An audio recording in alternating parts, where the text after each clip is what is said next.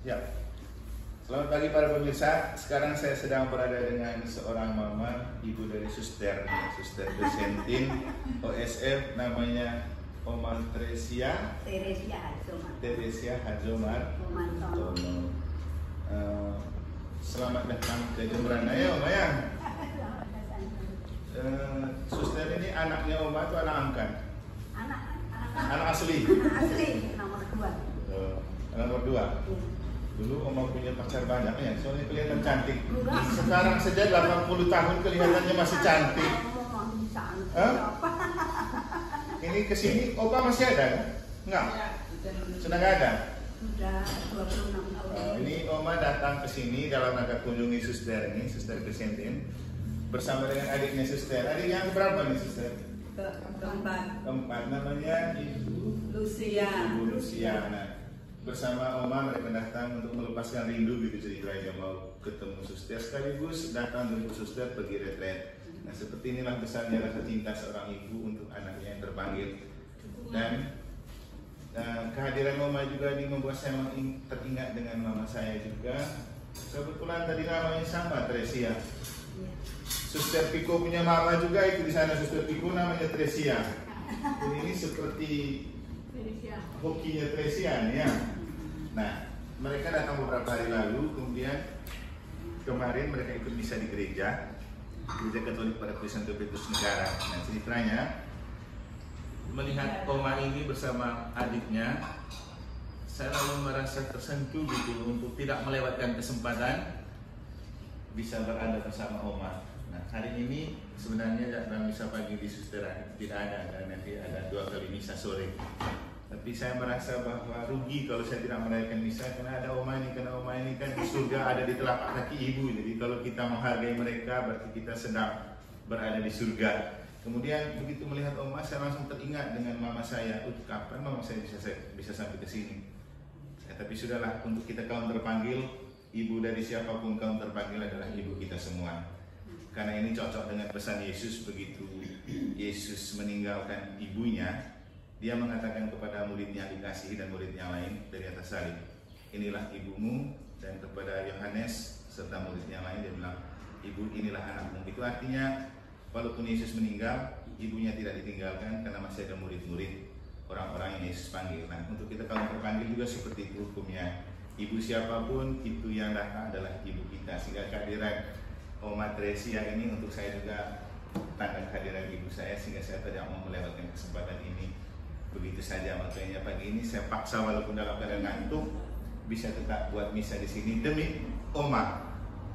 Dan pasti juga Oma pasti selalu mendoakan saya dan para suster ya, Oma ya. Apalagi setelah kita ngobrol tadi ada kisah yang unik tapi menarik dari Oma ini tentang bagaimana dia berjuang untuk menjadi seorang Katolik dulu waktu dia masih kecil.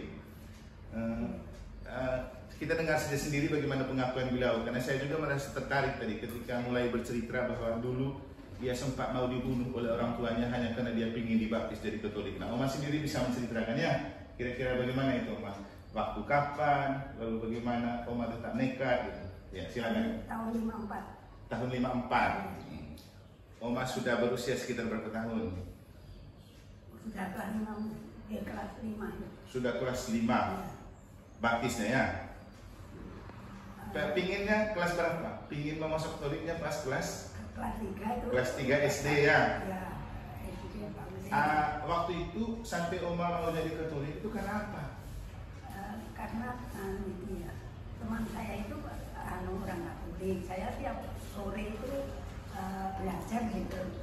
Teman saya itu saya kok tersentuh mau kepengen jadi orang Katolik. Terus aku sama orang tua itu sembunyi-sembunyi kalau ke gereja itu pakaian saya sembunyikan mau ke gereja. Cerita sama bapak saya mau belajar agak ulangan besok Senin, kalau hari 1 sore aku ada teman-teman saya itu bohong sama orang tua. Ya. Oma, di situ saya belajar berdoa sama teman-teman itu. Memangnya di rumah tidak ada doa waktu itu? Nggak Oh, nggak berdoa. Orang Kejawan kok bapak Oh, saya itu. bapak Kejawan ya? Bukan Katolik, bukan orang Islam, bukan Katolik. Oh, belum agama asli ya? Oh, enggak punya agama. Oh, nggak ada doa berarti ya?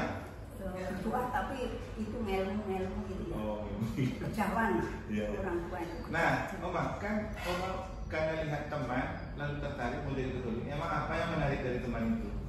Entah dari waktu dulu kok ringan. Rasa pingin seperti teman itu aja ya, karena pingin berdoa aja. Punya agama, pingin punya agama. Masih kelas 3 SD loh. Nah, lalu kemudian begitu ada niat seperti itu dan sembunyi-sembunyi kan lama-lama pasti orang tua tahu kan? Ya, tahu, kalau tahu itu dia tukang kayu tuh bapak saya itu. Aku belajarnya itu ke tempat guru agama itu baru bikin apa itu lemari atau meja-meja itu di situ. Terus aku pulang dari itu dari belajar agama itu aku mau pokoknya orang tua saya itu pokoknya mau digantung kalau jadi orang Katolik mau digantung mau dibunuh biarin dibunuh kasih begitu. Jadi walaupun diancam digantung dibunuh Oma tetap punya tekad ya.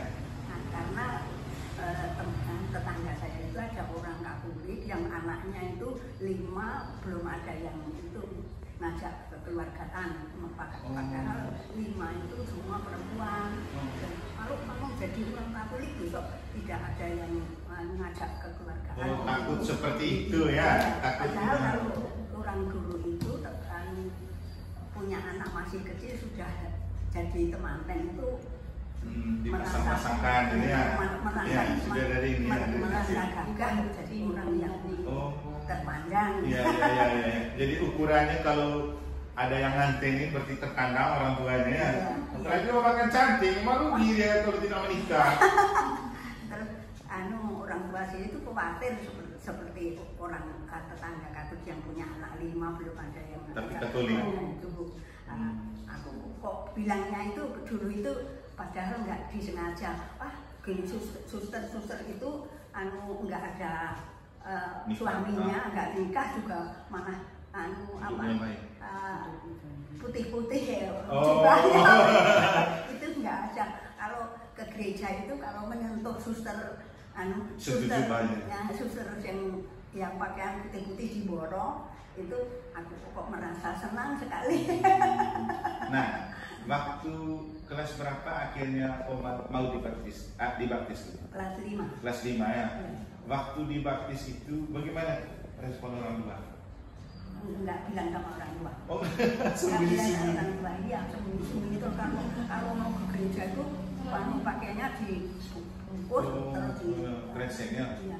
Enggak. Nah, terus mereka tahunya Oma sudah baptis tuh waktu usia kapan?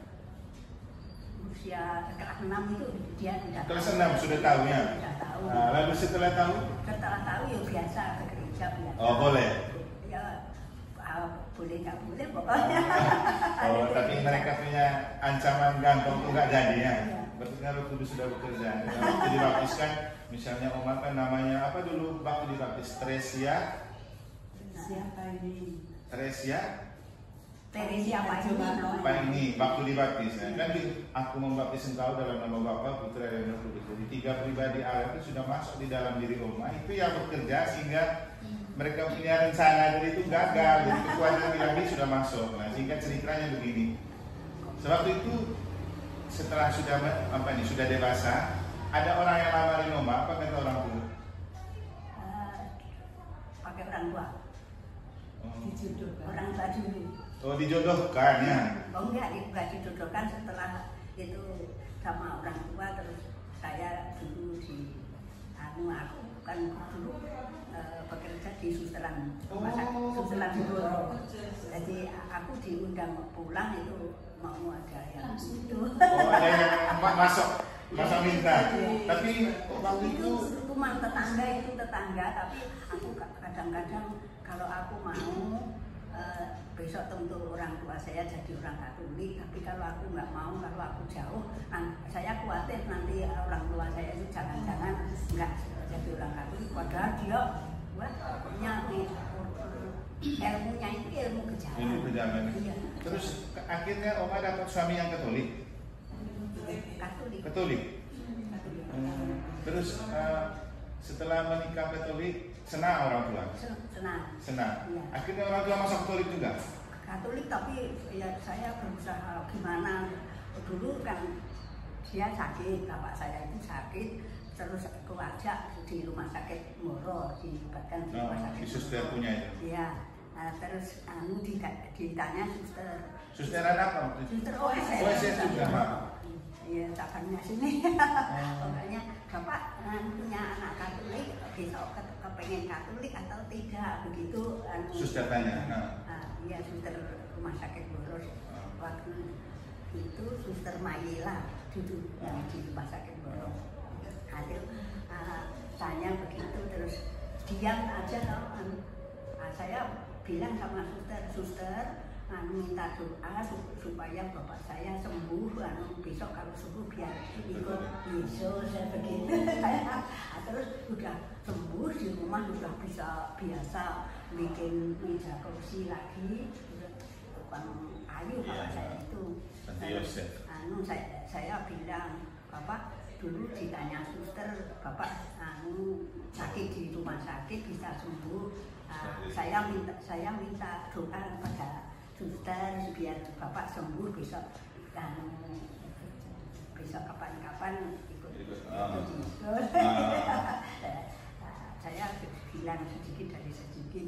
Terus di tempat saya itu ada guru agama di Sendangsono. Dari Sendangsono ke tempat saya tiap minggu, karena di tetangga saya ada orang Katolik tiga keluarga. Tiap minggu itu ke situ. Terus saya setiap minggu itu dari Boro, susteran Boro itu pulang, jalan-jalan itu ke tempat itu Pak agama, datang, ya musyawarah biar bisa tahu, tidak harus jadi orang Katolik, tapi tahu arti. Itu tiap minggu itu saya pulang. Bapak sudah itu ke tempat Pak namanya yang punya rumah itu Pak Darmo, yang didatangi guru agama itu Pak Sunto. Yo jalan-jalan tukar kawruh gitu. Tukar kawruh biar tahu apa artinya agama Katolik. Singkatnya hasil akhirnya Bapak mau dibaptis. Baptis juga. Dibaptis. Mama sekalian. Mama iya. Mama malah ada 3 keluarga dulu dari Sendangsono itu, malah karena ikut bersyukur kok ada orang yang begitu kok bisa Katolik, terus di sana itu nyumbang kesenian tonel itu seperti ketoprak tapi Katolik yang para rasul-rasul itu dulu. Terus diundang tuh pas baptisan itu, habis baptis itu karena wah orang yang guru klenek berberdan 3 keluarga kok bisa baptis, terus ikut bersyukur yang di lingkungan Sendangsono. Nah sekarang kan Mama gini, mereka sudah jadi Katolik aman. Nah, waktu itu setelah salah satu anaknya Mama jadi suster, rasanya bagaimana? Kan dulu kan memang mendoakan. Memang didoakan ya, karena dulu kan sebelum jadi Katolik setiranya ingin lihat suster pakai putih, apalagi mau sentuh jubahnya saja, wih senangnya minta ampun. Kan ini cocok juga dengan kita suci ya. Ketika ada seorang ibu yang melihat Yesus lewat, lalu tiba-tiba ada yang ingin sentuh jubahnya saja, kebahagiaan. Nah, ternyata Oma kan tidak hanya bisa menyentuh jubah suster, tapi punya anak yang suster yang juga jubahnya mungkin Oma pernah cuci ya. Oke, jadi rasanya bahagia dan kebahagiaan itu terus berjalan sehingga kali ini Oma bisa datang kunjung suster dan jemput gitu ya untuk pergi retret. Nah sekarang pesan terakhirnya untuk apa ini? Untuk anak-anaknya Oma selain suster itu apa yang Oma harapkan untuk mereka untuk hidup beriman? Semoga anak cucu saya itu ada juga yang dipanggil. Amin. Itu juga menjadi doa kita semua supaya nanti tidak hanya sebatas di suster Krisyanti, tapi juga ada cucu. Doa terus ya Maya. Karena doa seorang Oma itu kan cepat sampai ke telinga Allah. Apalagi lagi sering devosi kepada Bunda Maria juga kan. Ya. Jadi terima kasih banyak Oma. Selamat datang di Jembrana. Terima kasih untuk sharing imannya. Tentu masih ada banyak pengalaman beriman yang lain yang kita lanjutkan di lain waktu ya. Yang penting Oma tetap sehat dan kuat. Sekarang usia sudah 80 tahunnya. Opa sudah duluan meninggal, tidak apa-apa. Kadang badannya sendiri yang mati, cintanya tidak pernah mati kan. Selalu jaga dan menyertai Oma dalam perjalanan. Oke, selamat kembali ke Senang Sono. Tuhan memberkati ya. Doakan kami dan orang-orang terpanggil. Ya, terima kasih Romo.